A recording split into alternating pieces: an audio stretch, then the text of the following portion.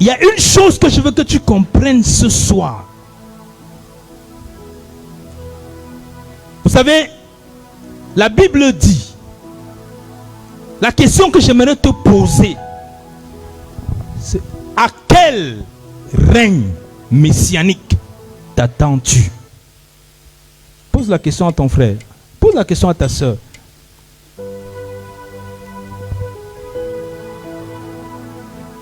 Je vois personne poser la question. À quel règne messianique t'attends-tu? Vous savez une chose? Je viens de réaliser que je n'ai pas de pupitre. Ouais, c'est... Il n'y a rien qui se passe dans ce raid comme prévu. Mais nous bénissons le Seigneur. La Bible dit dans le livre de Genèse, chapitre 1, à partir du verset 1. Vous savez, comme je disais ce matin, le Seigneur me conduit souvent dans une vague.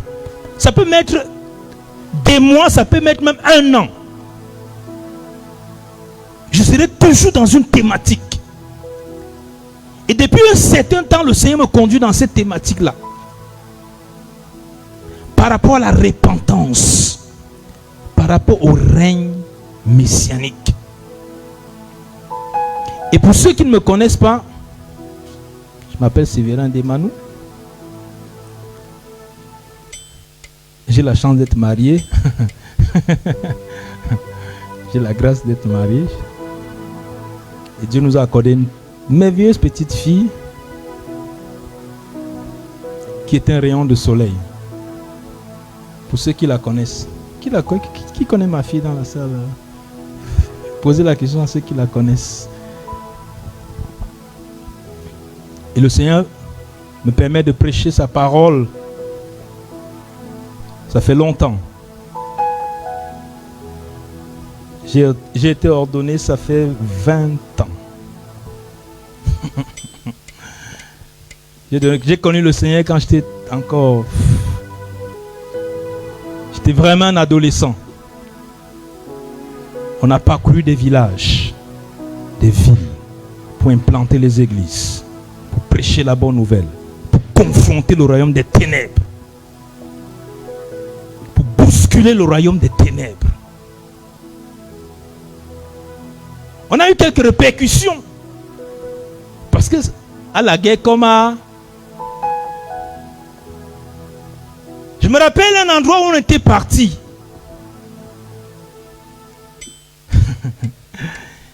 Les sorciers se sont réunis. Ils ont dit, allez dire à ces jeunes-là, que nous, ils sont encore jeunes. On ne veut pas les supprimer aussitôt, très vite. Parce qu'ils sont encore jeunes, ils ont encore toute la vie devant eux.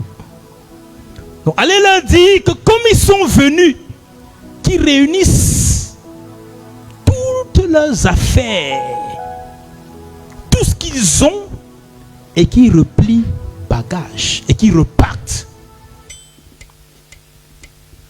Et vous savez, quand on est venu me faire le rapport de la situation, j'ai dit, ok. Vous savez, c'est souvent facile de dire, on prêche l'évangile au nom de Jésus, va-t'en, machin et tout. Il y a des endroits qui sont ceux qui sont partis dans les coins reculés dans le monde, reculés, où l'évangile ne part pas souvent, où les gens ne se bousculent pas pour faire des églises là-bas. J'ai ma petite idée. Il n'y a pas beaucoup d'offrandes.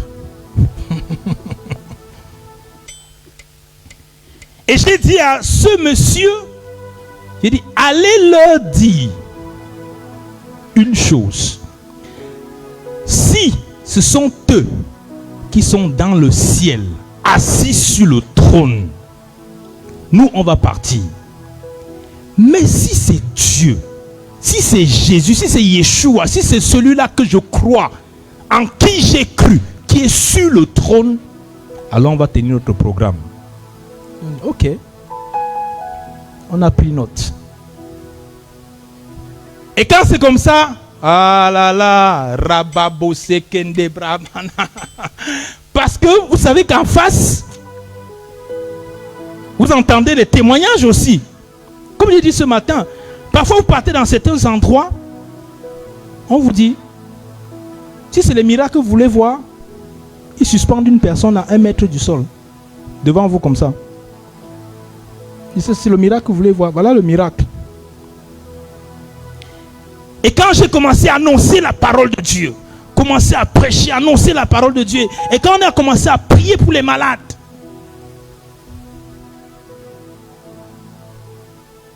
bien-aimé, j'ai jamais reçu un coup de poignard.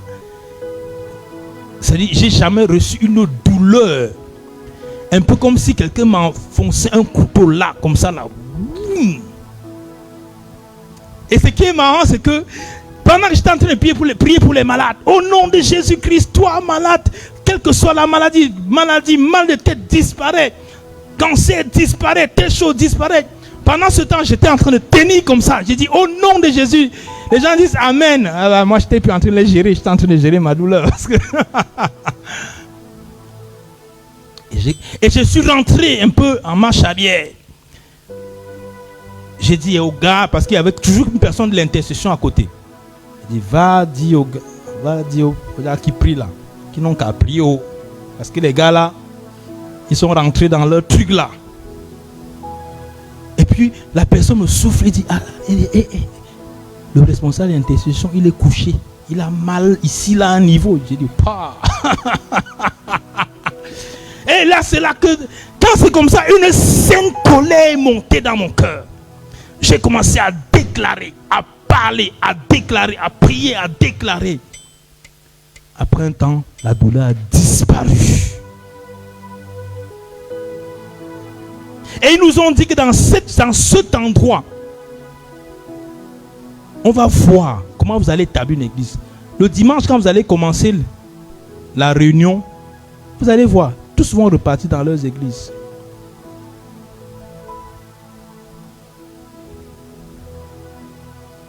Et le dimanche, quand on a clôturé le programme à la réunion, la salle était pleine. Il n'y avait même plus de place. La salle était pleine. Dieu s'est glorifié. Alléluia. C'est pour dire une chose, c'est que, vous savez, comme je disais ce matin, il y a une différence entre prêcher et témoigner. Quand tu prêches, tu dis ce que Yeshua, tu dis ce que Jésus a fait. Mais quand tu témoignes, tu dis ce qu'il a fait pour toi. Et c'est là la différence. C'est facile de prêcher. À quel règne messianique t'attends-tu? Il est écrit dans le livre de Genèse. J'ai besoin d'un scribe, de quelqu'un qui sait manipuler les Écritures rapidement. Une personne qu'on ne va pas dire Genèse, il va aller chercher vers Apocalypse, Jude, machin. Chapitre 1, à partir du verset 1 au verset 3. Je vais prendre quand même mes...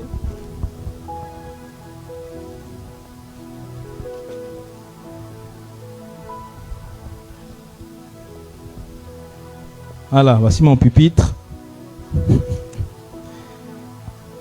Trouvez le micro, hein, prends un micro rapidement. Genèse chapitre 1, verset 1 au verset 3.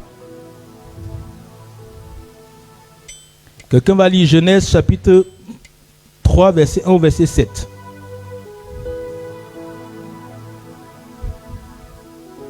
Alléluia. Je lis au nom de Jésus. Genèse 1, à partir du premier verset. Au commencement, Dieu créa le ciel et la terre. La terre n'était que chaos et vide. Il y avait des ténèbres à la surface, et l'habillement et l'esprit de Dieu planaient au-dessus des eaux. Verset 3. Dieu dit qu'il y ait la lumière, et eut de la lumière. Dieu vit que la lumière était bonne, et il sépara la lumière des ténèbres. Je continue? Non, c'est bon, verset jusqu'au verset 3. Genèse chapitre 3. Tu peux aller, mon frère. Alors, Genèse chapitre 3, verset 7. La Bible dit, les yeux de l'un et de l'autre s'ouvrirent, ils connurent qu'ils étaient nus, Et ayant cousu des feuilles de figuier, ils s'en firent des ceintures. Genèse chapitre 3, verset 1 au verset 7. Ok. Le serpent était le plus rusé de tous les animaux des champs que l'Éternel Dieu avait fait. Il dit à la femme, Dieu a-t-il réellement dit, vous ne mangerez pas de tous les arbres du jardin? La femme répondit au serpent, nous mangeons du fruit des arbres du jardin.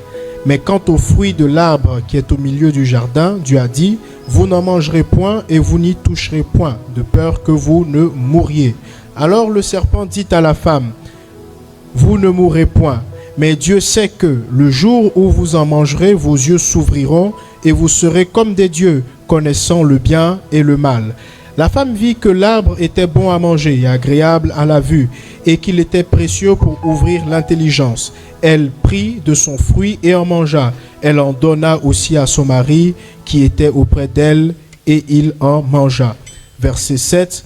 Les yeux de l'un et de l'autre s'ouvrirent, et ils connurent qu'ils étaient nus, et ayant cousu des feuilles de figuier, ils s'en firent des ceintures. Amen. Père, dans le nom de notre Messie Yeshua, je fléchis mon cœur devant ta face. Esprit de Dieu, toi qui sondes les profondeurs et qui nous les révèles, je te prie pour que tu puisses agir, que tu puisses me conduire, afin que toute chose vienne de toi, afin que tu puisses convaincre, toucher, afin que tu puisses restaurer, pendant que ta parole sort, guérit les malades, ressuscite les morts, touche les vies, transforme les situations, dans le nom précieux, par les mérites de notre Mashiach, de notre Messie Yeshua. Amen. Amen. Est-ce qu'on peut acclamer très fort le Seigneur? C'est bon. La Bible dit, pour ceux qui me connaissent, j'ai un arrière-plan hébraïque. C'est-à-dire que, comme je disais ce matin, la Bible a été écrite en hébreu. La pensée, l'esprit et le contexte de la Bible est hébraïque. L'origine de l'Église, c'est Jérusalem, ce n'est pas Rome. Il faut qu'on fixe ce préalable pour bien comprendre les Écritures. Sinon, on va lire les Écritures dans un autre contexte, ça va donner autre chose dans l'interprétation. Et quand on lit dans le contexte, ça nous permet de comprendre un certain nombre de choses qu'en français on ne comprendrait pas. Et donc, la Bible dit, au commencement, Dieu créa les cieux et la terre. La terre était informe, vide. Il y avait les ténèbres qui couvraient la surface de l'abîme. Vous savez, il y a une chose, tout ce que Dieu fait est parfait. Tout ce que Dieu fait est bon. Tout ce que Dieu fait est comment? Soyez avec moi. Tout ce que Dieu fait est comment? Il est parfait. Donc entre le verset 1 et le verset 2, il y a quelque chose qui s'est produit. Au commencement, Dieu créa les cieux et la terre. Subitement, la terre était informe, vide.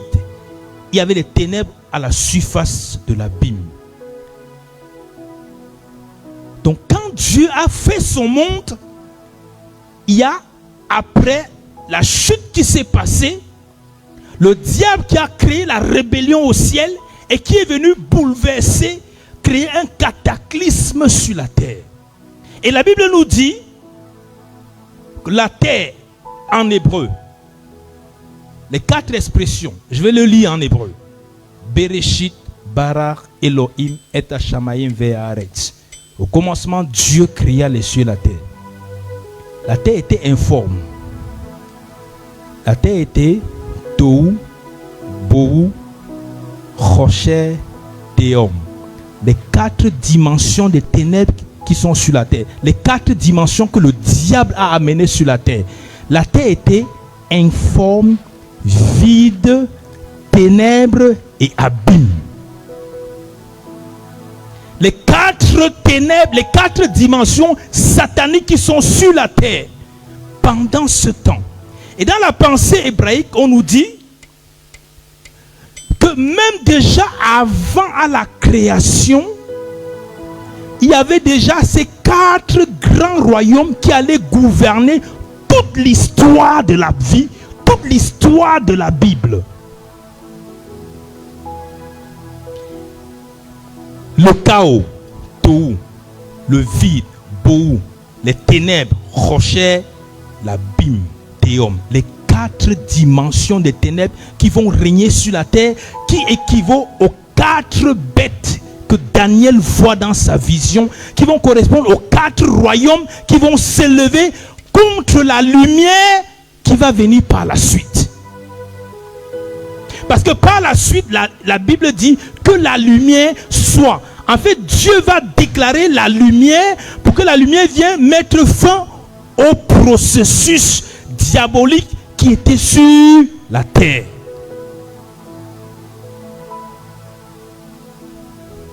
Et donc quand il y a eu le chaos sur la terre, mon thème du message, ce n'est pas les 4 royaumes.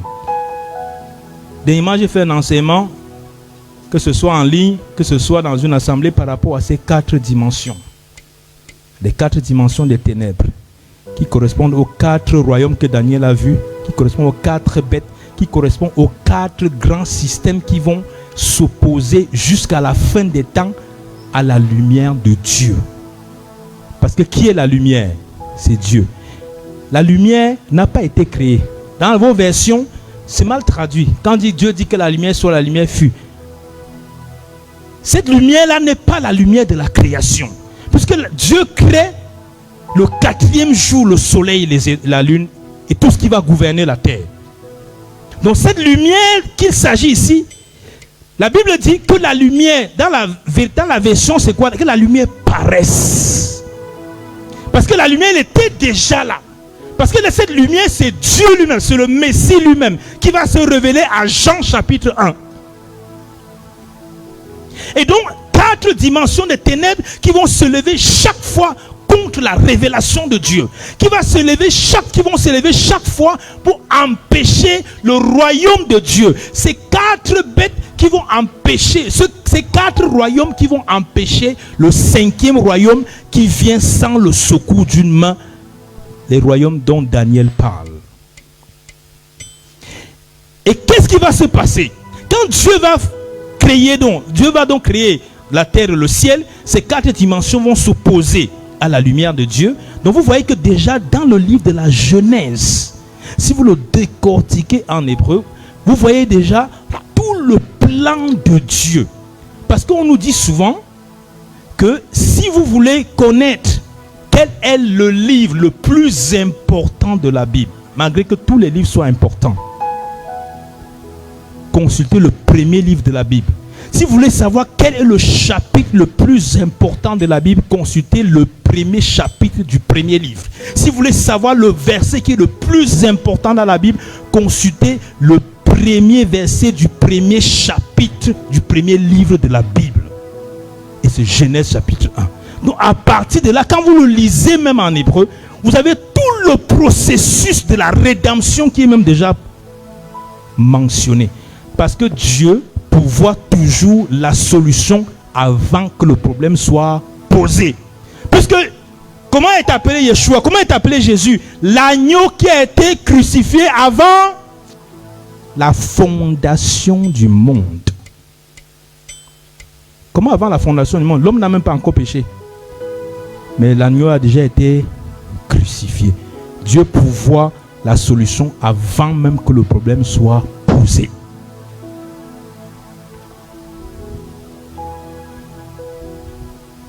Et donc, quand ces royaumes vont essayer de perturber la terre, qu'est-ce qui va se passer? Dieu va dire, ok, comme les ténèbres, comme l'abîme. Vous savez, il y a une expression en français quand on dit le tohu bohu. C'est une expression qui vient de l'hébreu, parce que l'hébreu c'est tohu va bohu, tohu va vohu. Quand on dit c'est un tohu bohu, ça dit que c'est un chamboulement qui n'a pas de nom. Et donc, quand le diable va essayer, Dieu va dire, ok, maintenant je vais créer qui? Je vais créer l'homme. Genèse chapitre 1 verset 26. Faisons l'homme à notre image, selon notre ressemblance, pour qu'il fasse quoi? Pour qu'il domine. Donc quand Dieu voit que le diable essaie de tirer la création vers les ténèbres, il va petit à petit amorcer le processus de création de l'homme. Il va créer d'abord l'espace, les poissons, tout le nécessaire qu'il y a sur la terre. Après, il va créer l'homme. Donc, dans la pensée de Dieu, quand il crée Adam et Ève, il ne crée pas simplement pour qu'ils viennent peupler la terre. Il est créé parce qu'il y a un problème qui s'est déjà posé et il compte sur Adam et Ève pour venir résoudre le problème.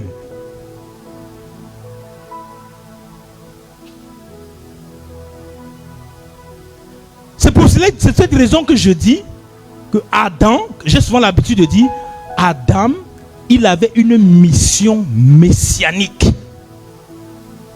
Adam vient résoudre un problème. Adam vient pour pouvoir dominer sur la terre. Adam vient pour pouvoir redresser le plan messianique qui est en train d'aller directement dans le désordre. C'est pour cela que Dieu crée Adam. Il y a la dimension céleste des anges, la dimension spirituelle. Et il y a la dimension physique terrestre. Donc Dieu a créé les anges. Après, Dieu crée maintenant la dimension terrestre. Et maintenant, il dit, faisons l'homme. Donc, créons une personne qui va être la réunion de la dimension spirituelle et la dimension terrestre. C'est pour ça que l'homme est un esprit qui a une âme qui habite dans un corps. L'homme est d'abord un esprit. Parce qu'il a la ressemblance de Dieu. Et donc quand Dieu crée Adam, c'est parce que Dieu veut résoudre un problème messianique, bien aimé. Parce que vous savez quoi? Le nom déjà d'Adam, comme je le dis souvent, Adam en hébreu, c'est une réunion de deux syllabes, Adam. Adam, c'est composé de la lettre Aleph, qui est la première lettre de l'alphabet hébraïque, Dalet et Mem. Adam. Le Aleph, c'est le nom de Dieu. Donc, le nom d'Adam déjà a l'ADN de Dieu. Parce que Dam en hébreu, c'est le sang, c'est la chair, c'est la dimension physique. Le A en hébreu, qui est le Aleph, c'est le nom de Dieu. Donc Adam est composé. Adam, il a l'ADN de Dieu en lui. Parce qu'il vient résoudre un problème qui s'est posé par un être qui est spirituel, qui est le diable. Donc Dieu vient créer un être aussi qui a la dimension spirituelle, la dimension physique pour pouvoir résoudre le problème.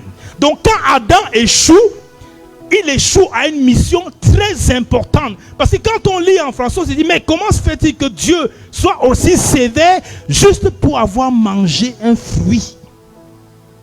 Au début, quand je lisais la Bible, je dis, mais waouh, quelle sentence, Seigneur. Juste le fruit là, et puis l'humanité, pardonnez-moi l'expression, l'humanité va en vrille. Non, mais bien aimé, parce que Adam avait une mission messianique. Vous savez pourquoi je le sais? Merci beaucoup. Vous savez pourquoi je le sais? Parce que déjà à partir du nom d'Adam. Et aussi parce que il y a le second Adam qui va arriver. Pourquoi on l'appelle le second Adam? Si le premier n'avait pas la même mission. On l'appelle le second Adam parce que le premier Adam avait la même mission de redresser l'humanité. Et donc quand Adam échoue, il n'échoue pas juste à quelque chose de futile. Il échoue à une mission où Dieu comptait sur lui pour pouvoir redresser l'humanité qui était en train d'aller dans la direction du diable. Et donc quand il échoue à cette mission. Et quand la femme vient, comme je dis souvent, quand j'ai compris ces réalités-là, ça m'a permis un peu de dédommager les femmes par rapport à la tentation. Quand on lit en français, bien aimé, on ne se rend pas compte de la profondeur parfois des Écritures. Je vous dis parce que pendant longtemps, j'ai lu en français et pendant longtemps, j'ai lu en hébreu. Et donc, je me suis rendu compte qu'il y a un certain nombre de choses que je n'aurais pas pu percevoir. C'est pour cela que penser que parce qu'on est chrétien, on doit tout rejeter, l'arrière-plan qui nous a constitués est une grave erreur qui a mené à beaucoup d'hérésies et de mauvaises interprétations. Et donc, Adam, quand la femme va se présenter, quand le diable va se présenter, bien aimé, vous allez comprendre que c'est une mission messianique très importante. Quand le diable va se présenter devant la femme, qu'est-ce qui va se passer? Le diable va venir. Déjà, rendez-vous compte d'une chose. L'hébreu, c'est une langue mathématique. C'est-à-dire que chaque lettre hébraïque est rattachée à une valeur numérique. C'est ce codage qui permet de déceler beaucoup de révélations dans la Bible. Parce que Dieu ne fait rien au hasard. Vous savez, même la virgule. C'est pour ça que Yeshua disait que tant que le ciel et la terre subsistera, il n'y aura même pas un iota en grec, mais un yod en hébreu. Il n'y aura même pas une virgule. Parce que le yod en hébreu, c'est juste comme une virgule. Il n'y a rien qui se fera ôter. Donc dans la compréhension, bien aimée, sachez une chose, c'est que, premièrement, comment on dit Messie en hébreu? Comment on dit Messie en hébreu? Mashiach. Vous savez comment on dit serpent en hébreu? Nachash. Le Nachash, le serpent. Mais il y a une chose qui va surprendre l'exégète hébraïque biblique. Ils vont dire, mais c'est étrange que le nom Nachash serpent ait la même valeur numérique 358 que Mashiach. Je reprends. C'est que le Mashiach et serpent ont la même valeur numérique.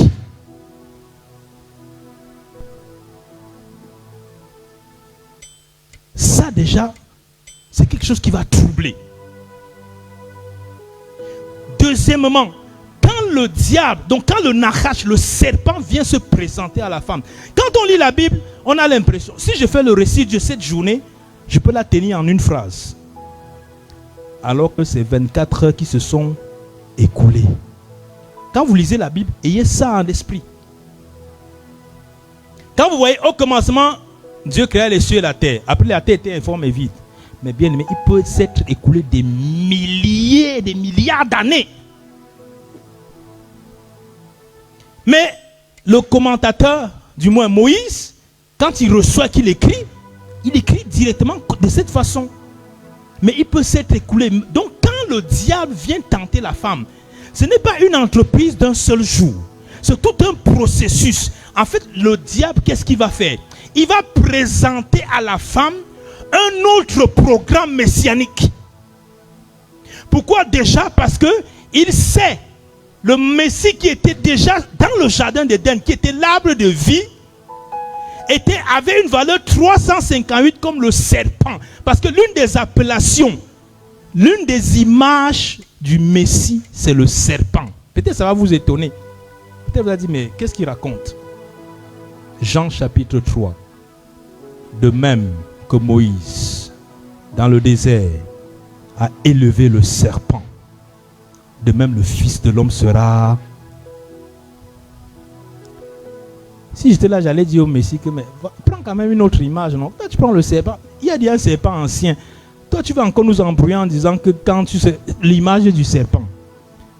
Ou j'allais même dire à Moïse que, mais toi, tu prends autre chose pour élever sur une perche. Mais Moïse prend quoi? Le serpent. Donc il y a un serpent qui donne la mort et un autre serpent qui donne. C'est étrange.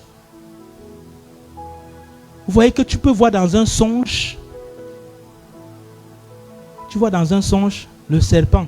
Vous savez, il y a des gens qui sont spécialistes pour interpréter les songes. Hein? Daniel, il a fallu que Daniel parte jeûner 3 jours avec tous ses amis pour interpréter un songe. Il y a des gens, quand tu donnes un songe, ils disent, allez, dis-moi, allez, tu as vu le serpent? Oui, le diable. Ok, continue ton songe. Et puis après, j'ai vu telle chose. Tu as vu le pain? Tu as vu le diable te piquait? Ah, c'est le diable. Qu'est-ce que tu avais au pied? Tu avais des souliers. Non, j'avais des chaussures. Ah non, c'est pas des souliers. Parce que les souliers, c'est le zèle de l'évangile. Donc le diable te pique. Tu n'es pas trop zélé.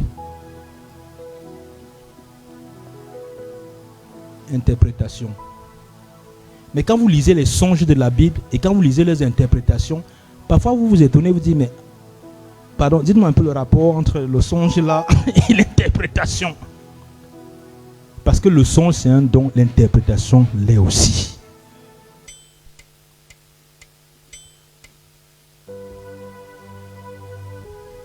Et donc quand le diable vient voir la femme, le diable vient présenter un autre programme messianique à la femme. Le diable passe exactement de la même manière que le Messie. Parce que les deux ont la même valeur numérique, les deux ont les mêmes images. Donc quand le diable vient, il vient proposer un programme messianique en disant à la femme, le programme messianique que je te propose, c'est que tu seras Dieu, sans avoir besoin de Dieu. Tu vas te réaliser. Tu feras les choses toi-même. Tu vas faire ce que tu veux. Tu vas manger ce que tu veux. Tu vas coucher avec qui tu veux. Tu vas décider de toi-même. En fait, toi-même, tu seras ton propre référentiel par rapport au bien et par rapport au mal. Tu n'auras pas besoin que quelqu'un te dise ce que tu dois faire. Tout le monde est versé vers l'hypnose, le yoga et toutes ces choses. Et j'ai dit à quelqu'un que ce n'est que le vide de l'âme. C'est que l'âme crie à Dieu. Parce qu'il y a un vide dans le cœur de l'homme. Ce vide que Dieu a laissé en partant du cœur de l'homme, que l'homme tente de combler. Parce que l'homme a besoin du spirituel. L'homme a besoin d'une dimension spirituelle. Et comme ce vide-là est parti, l'homme tente de le combler par la méditation, tente de le combler par toutes sortes de spiritualités. Parce qu'en fait, c'est le cri d'une âme qui a perdu son Dieu. Et donc, le programme satanique que la femme, que le diable propose, c'est quoi? Où tu seras Dieu. En fait, Dieu sait que le jour où tu mangeras de ce fruit, tes yeux vont s'ouvrir. Tu seras comme lui. En fait, tu n'as pas besoin de lui pour faire les choses comme lui. Tu n'as pas besoin d'un ordre qui soit sur toi. Tu n'as pas besoin de quelqu'un qui te dise ce que tu dois faire. En fait, tu n'as pas besoin d'une béquille. Comme les gens nous disent, que la foi c'est pour les faibles qui ont besoin d'une béquille dans la vie. Tu seras ton propre Dieu. Et aujourd'hui, c'est exactement ce que nous voyons aujourd'hui. Parce que c'était le programme messianique que le diable a proposé à la femme. Donc ce n'était pas juste une histoire qu'elle a regardé quelque chose, elle a mangé. Non, bien-aimé, lisez profondément, lisez entre les lignes. Il est venu tout le temps, pendant longtemps, proposer un autre programme messianique. Pourquoi d'abord, premièrement, comme je le dis souvent, vous savez, quel est le premier mot? Comme je l'avais dit dernièrement, quel est le premier mot que le diable prononce dans la Bible? C'est le nom Dieu. N'oubliez jamais cela. Le premier mot que le diable prononce dans la Bible, son tout premier mot, c'est le mot Dieu. Dieu a-t-il réellement dit? Ça veut dire qu'il croit qu'il y a Dieu. Et ça veut dire qu'il croit que Dieu parle. Donc ça suppose que si quelqu'un vient, c'est pour ça que la séduction a tellement rempli aujourd'hui. Parce que le fait de parler de Dieu ou de croire que Dieu parle, ce n'est pas un signe qui montre que tu es avec Dieu. Puisque le premier mot que le diable sort de sa bouche, c'est le mot Dieu. Dieu a-t-il réellement dit? Donc il croit que Dieu parle. Il croit qu'il y a un Dieu et il croit qu'il parle. son premier mot aurait été le mensonge ou quoi que ce soit. Ça veut dire qu'il vient se faufiler exactement dans la masse. Et donc il vient, non seulement ça, il croit qu'il y a un Dieu. Il croit que Dieu parle. Il amène la femme à le savoir. En fait, j'ai pas de problème. Je sais qu'il y a un Dieu. Je sais qu'il parle en plus. Mais voici le programme que je vais te proposer. Donc plusieurs fois, il est revenu à la charge.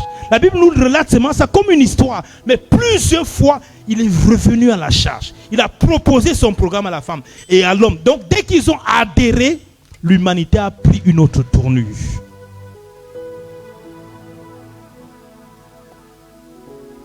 Et Yeshua est appelé le second Adam. Pourquoi? Parce que dès qu'il va quitter son baptême, sa tévila, dès qu'il va le quitter, il va arriver, exactement la même chose va se produire. Le diable va venir.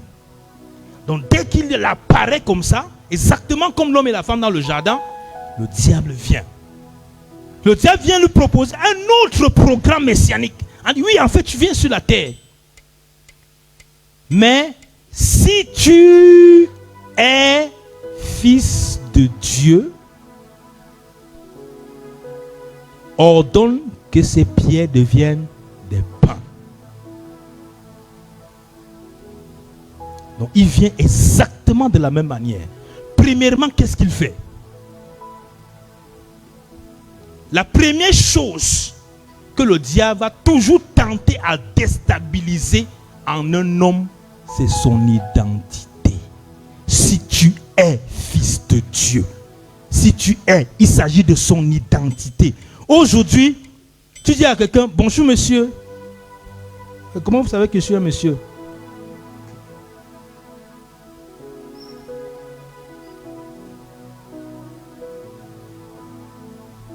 La chose qui vient bousculer en quelqu'un, quand tu sais qui tu es, tu sais qui tu es.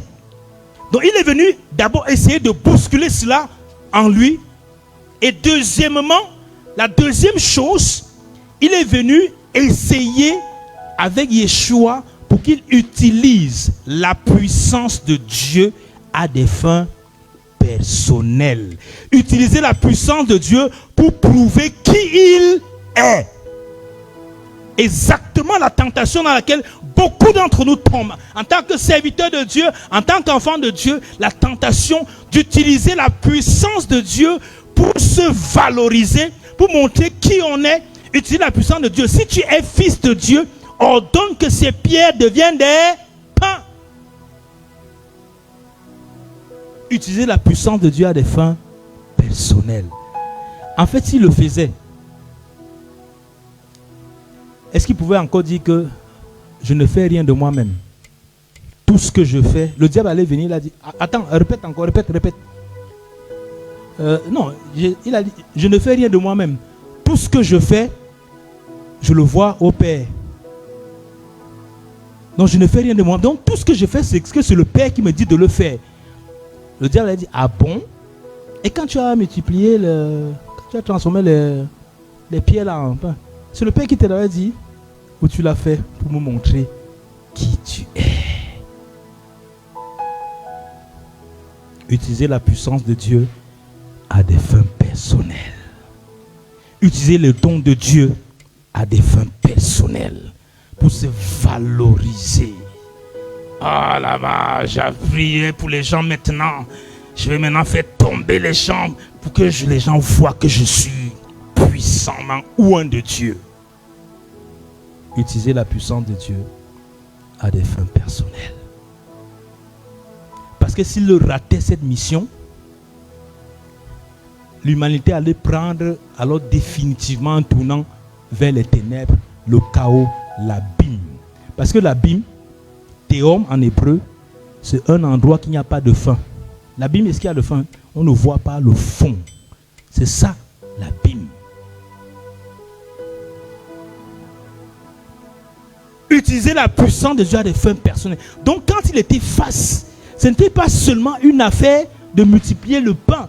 Ce n'était pas juste une affaire, mais c'était une affaire d'abord de crise d'identité. Si tu es fils, c'est pour ça que chaque fois il répétait si tu es. En fait, il veut t'amener à douter de qui tu es. Parce que de qui tu es dépend toute chose. Vous savez, quand Paul plutôt vient vers Dieu et quand Dieu se révèle à Paul, qu'est-ce que Dieu dit? Qu'est-ce que Paul dit? Qui es-tu, Seigneur?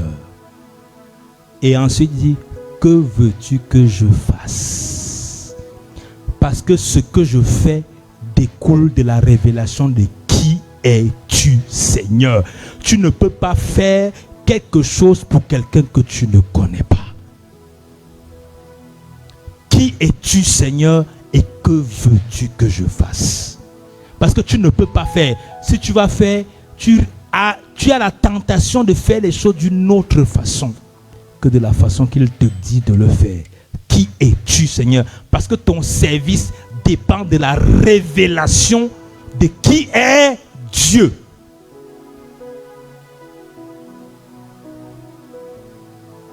Alléluia. Et pour terminer, l'histoire qui montre effectivement qu'on est dans une affaire où plus facilement on peut être séduit. Parce que qu'est-ce qui va se passer quand on va planter la bonne semence? La Bible dit quoi? Pendant que les gens dormaient. C'est toujours ça. Pendant que les gens dormaient. Pendant que les vierges dormaient. L'ennemi est venu planter quoi? L'ivraie. Et qu'est-ce que le maître a dit? Qu'est-ce que les anges ont dit? Oh non, on va aller arracher. On va aller arracher l'ivraie. Laissez-les croître ensemble. Waouh. Parfois, j'ai souvent l'impression de dire, mais Dieu, toi, tu nous compliques la tâche. Parce que laissez-les croître ensemble, ça suppose que dans tout milieu, disant chrétien, messianique, quoi que ce soit, dans tout milieu, il y a toujours l'ivraie. Toujours l'ivraie. Mais la difficulté, c'est quoi? C'est de savoir qui est l'ivraie, qui est la bonne semence. Parce que si Dieu évacuait l'ivraie, ça aurait été plus facile. Mais il dit laissez-les croître ensemble. C'est exactement comme le cheval de Troie. Eux, ils étaient en train de résister chaque fois. Ils se sont assis, ils ont dit comment faire pour pénétrer cette ville? On va étudier leur façon de faire. On va étudier leur façon de danser. On va étudier leur alléluia. On va faire exactement comme eux. On va chasser les démons exactement comme eux. On fera comme eux, mais on va s'introduire au milieu d'eux. Le taux de pasteurs qui sont dans la rose comme la franc-maçonnerie n'a jamais été aussi grand.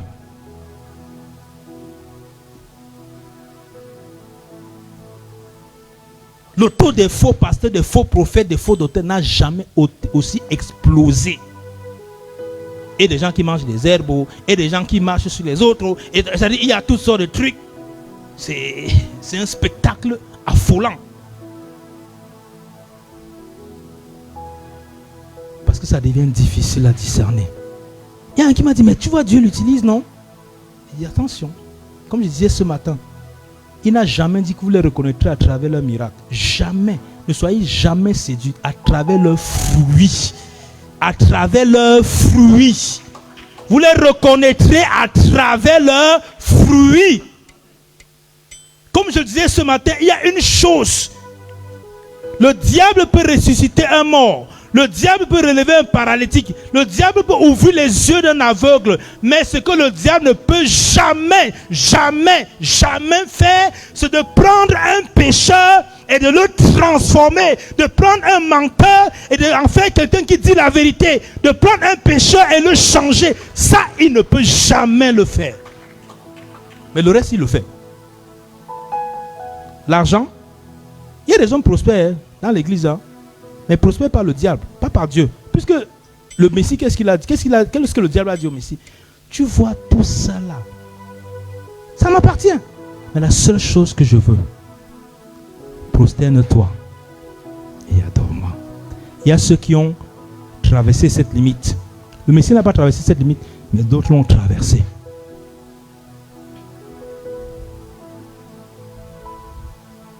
Et comme vous aimez bien les gens qui sont dans le bling bling, le diable il va aussi vous fournir, il va aussi vous, c'est ce qu'on dit souvent que c'est souvent le reflet du peuple, le passé est souvent le reflet de son peuple. Donc le diable te sait ce que tu veux. Laissez croître l'ivraie et la bonne semence. Le programme messianique que Dieu proposait à l'homme, c'est de manger l'arbre de vie, afin de créer une humanité désobéissant à Dieu. Parce que c'est très difficile, oui. Ça demande parfois un sacrifice, oui.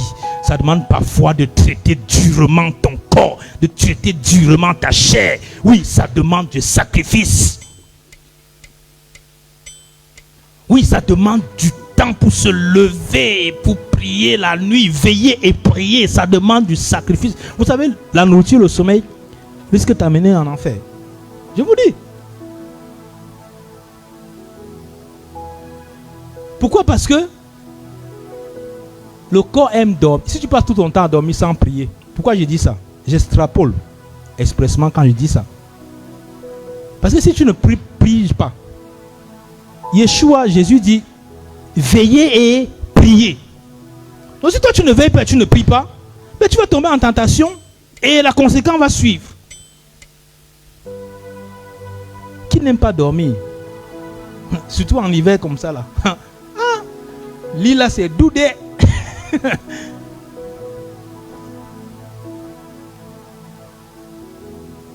C'est un combat de se lever et prier. Bien-aimé, quel est le programme messianique sur lequel tu te tiens? Est-ce là où je traite durement mon corps, je le tiens assujetti, où je fais violence à ma chair, je fais violence à mes yeux? Tu ne regarderas pas cette direction, mais tu regarderas dans cette direction.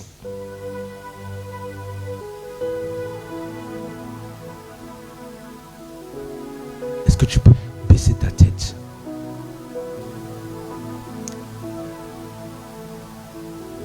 Est-ce que tu peux baisser ta tête en disant, Seigneur, me voici. J'ai choisi l'obéissance. Parce que l'obéissance vaut mieux que tous les sacrifices que je peux faire.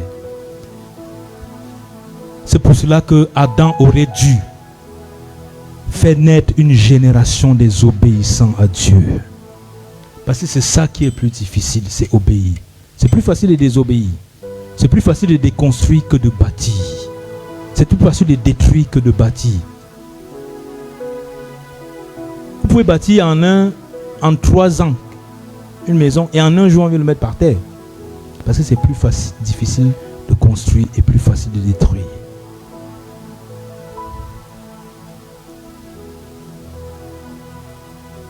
Vide-moi de moi, remplis-moi de toi, afin que je sois utile.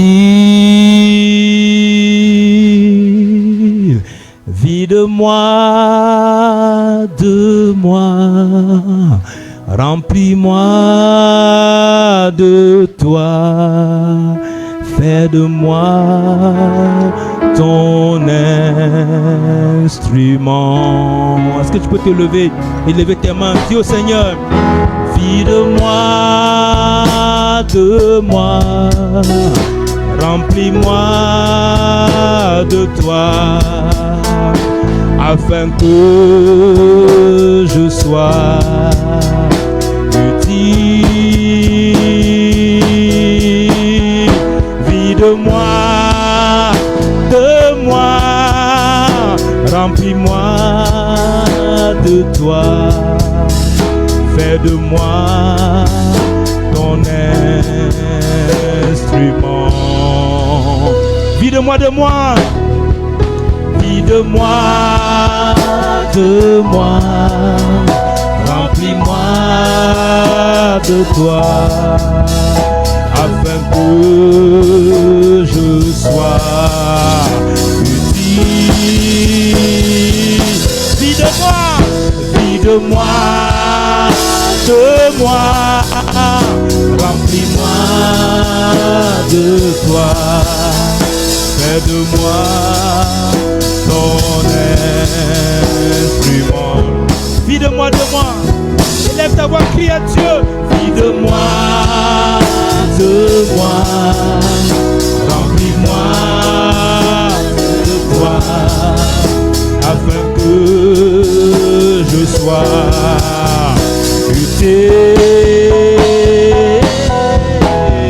Vide-moi de moi. Commence à lever ta voix, mon frère.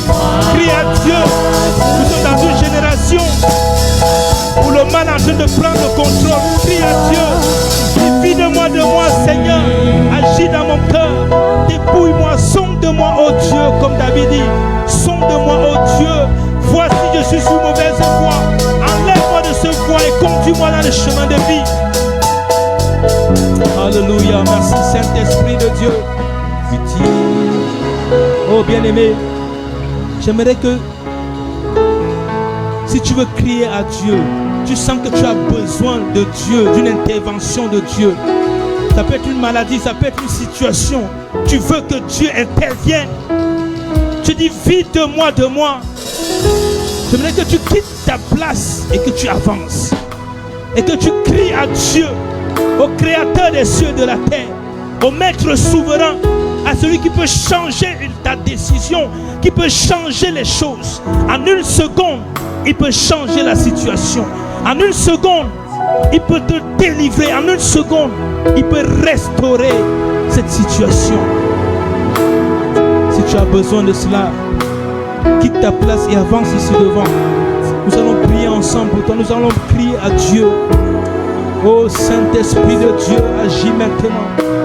Je prie pour que tu touches, que tu touches, que tu touches. Lève tes mains, mon frère, ma soeur, lève tes mains vers l'Éternel. Lui qui voit ton cœur, il voit ton âme, il voit ce péché avec lequel tu te débats, il voit cette situation. Crie à celui qui peut te sauver, comme le Messie, il a crié à celui qui peut le délivrer. Oh Saint-Esprit, agis maintenant. Si c'est une maladie, crie à Dieu, pose la main où tu sens mal. Et dans le nom puissant de Yeshua, je déclare maintenant, par l'autorité du Saint-Esprit, je détruis cette maladie, je renverse cette maladie, je te commande, quitte ce corps et va-t'en. Vide-moi de moi, remplis-moi de toi, afin que je sois utile.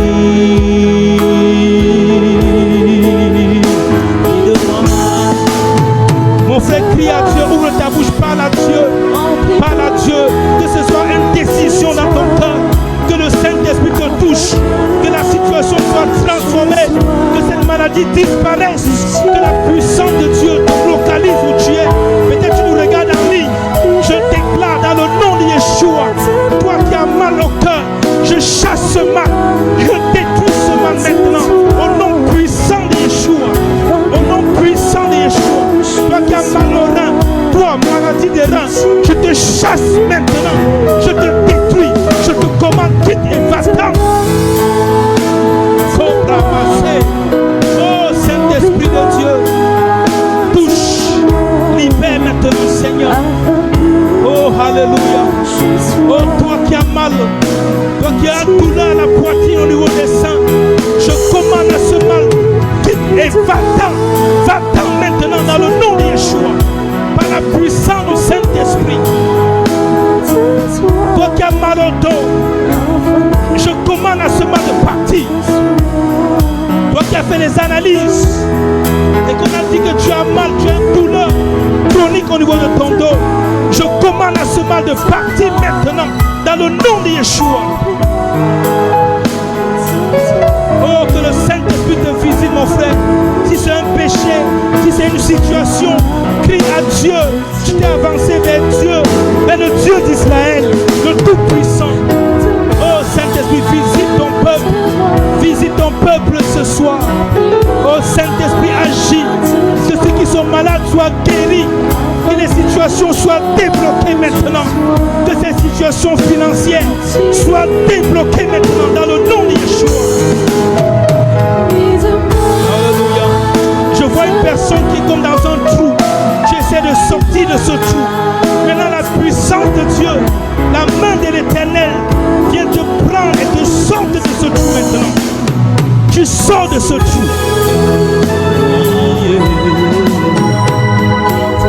Alléluia, alléluia, alléluia.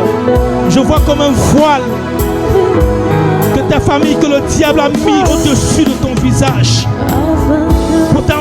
pour empêcher que tu sois visible. Que ce voile maintenant soit déchiré maintenant dans le nom de Yeshua. Et que l'Esprit de Dieu te visite maintenant. Et que tu sois libéré. Que tu sois libéré maintenant. Que tu sois libéré. Si c'est toi, que tu sois en ligne ou que tu sois ici, pose la main sur ton front et je déclare la délivrance. La délivrance. La délivrance. La délivrance. Dans le nom de Yeshua. Oh, au nom du Messie d'Israël, Yeshua Mashiach. Tu es venu, tu as dit allez, prêcher la bonne nouvelle, guérissez les malades, ressuscitez les morts, chassez les démons. Que tout esprit méchant qui te perturbe la nuit, je commande à cet esprit, je te chasse maintenant dans le nom de Yeshua. Toi qui perturbes cette femme, non, ce n'est pas avec toi qu'elle se mariera. Toi, mauvais esprit de mari de nuit, je te commande maintenant, pas de sa vie, quitte sa vie, va-t'en au nom de Yeshua. Marekoba Mosé. Le Saint-Esprit agit maintenant sur ton peuple. Transforme les situations. Oh Seigneur, agis maintenant. Agis, agis, agis. Oh, le Saint-Esprit est là présent. Lui qui transforme, lui qui délivre, lui qui délivre, lui qui délivre. Esprit de Dieu agit. Que la puissance de Dieu te touche, te touche, te touche, te touche. Te touche maintenant. Sois libéré, sois libéré, sois libéré. Sois libéré. Sois libéré par la puissance de Dieu maintenant. Le Dieu d'Israël est ce soir présent. Le Dieu qui délivre. Le Dieu qui libère. Le Dieu qui restaure. Que la puissance de la restauration te touche maintenant. Sois restauré. Sois restauré. Sois restauré. Que ce poids de tristesse. Ah, je vois les larmes. Je vois les larmes. Je vois une femme qui est en train de pleurer. Pleurer. Oh, dans ton lit, tu pleures. Tu pleures. Les larmes coulent. Ça coule, ça coule, ça coule. Je prie au Dieu des cieux qu'il essuie les larmes de tes yeux. Que le Dieu des cieux essuie les larmes de tes yeux. Tu as crié pour cette situation.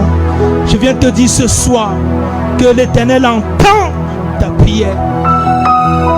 Et je demande, Père, par la puissance de ton nom, que ces larmes soient essuyées, que ces douleurs soient apaisées, que ce fardeau soit ôté maintenant dans le nom de Yeshua. Que tu sois en ligne, que tu sois en présentiel, ce fardeau est ôté de ton cœur maintenant. L'Éternel te rencontre. L'Éternel te rencontre maintenant par la puissance du Saint-Esprit. Le Saint-Esprit va œuvrer cette nuit dans ta vie, dans ton âme, dans ton corps. Et tu seras ici demain pour témoigner de ce que Dieu a fait pour toi. Sois là demain pour témoigner ce que Dieu a fait pour toi. Parce que le Saint-Esprit va te visiter, va te toucher. Il va continuer de travailler parce qu'il est vivant. Il n'est pas un Dieu mort. Il n'est pas un Dieu de la théologie. Que que ce soit une théologie chrétienne, messianique, quoi que ce soit, Dieu est vivant. Il est là pour toucher, il est là pour restaurer. Parce qu'il ne s'occupe pas que de ton esprit, mais de ton âme, de tout ton corps, de la plénitude de tout ce que tu peux représenter. Merci Saint-Esprit pour ta consolation dans son cœur. Alléluia. Seigneur, pardonne son péché. Purifie son âme. Merci pour ta présence. Saint-Esprit, merci de visiter ton peuple. Merci de visiter ton peuple. Merci de visiter ton peuple. Il y a une personne, tu es violé la nuit, pas de mari de nuit. J'ai connu une personne comme cela. Vous l'avez présentée. Toutes les nuits, elle était trempée. Pendant près de 6 mois, elle voyait un homme qui venait la violer la nuit.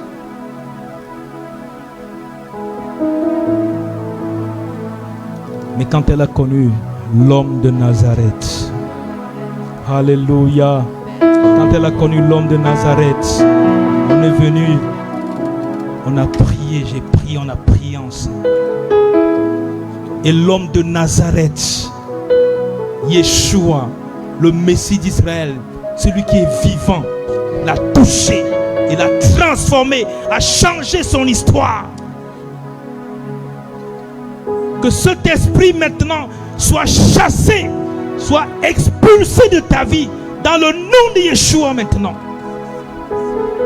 Et que tu reçoives la restauration. Il y a une personne, tu es bloqué, c'est ce qui bloque ta vie pour que tu te maries. Je vais déclarer ce soir que cet esprit, ce mari de nuit, je le chasse de ta vie maintenant. Je le commande de partir. Que tu sois ici ou en ligne, que tu sois visité par le Saint-Esprit. Parce que le Saint-Esprit est là où tu es, toi qui me regardes. Même si tu regardes ceci après, que le Saint-Esprit te visite et que tu sois libéré maintenant dans le nom de Yeshua. Merci Saint-Esprit. Alléluia. Alléluia. Alléluia.